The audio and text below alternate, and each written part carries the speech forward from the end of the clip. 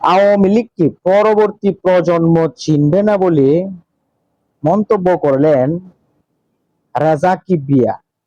S M Kibria সাহেবের সন্তান রেজা কিবরিয়া বিভিন্ন সময় বিভিন্ন রাজনৈতিক দলের সাথে যুক্ত এবং আওয়ামী লীগ বিগত সময়ে যে অন্যায় অবিচারগুলা জনগণের বিপক্ষে, দেশের মানুষের বিপক্ষে, দেশের বিপক্ষে করেছে, সেটার জন্য তিনি বলেছেন পরবর্তী যে প্রজন্মগুলো আসতেছে তারা নাকি একটা সময় আওয়ামী লীগকেই চিনবে না বলে আসলে এটা মন্তব্য করেছেন। বাস্তবতা আওয়ামী লীগের সাথে এই প্রশ্নটি যায় কিনা সেটি নিয়ে প্রশ্ন। আসলে দেশের শাসন ব্যবস্থায় যারাই যখন ক্ষমতায় এসেছে সেই শাসন ব্যবস্থাটাকে নিজেদের মতো করে চালানোর যে একটা সংস্কৃতি, সেই সংস্কৃতি থেকে পরিবর্তনের লক্ষ্যে আমরা এগিয়ে যাওয়ার চেষ্টা করতেছি।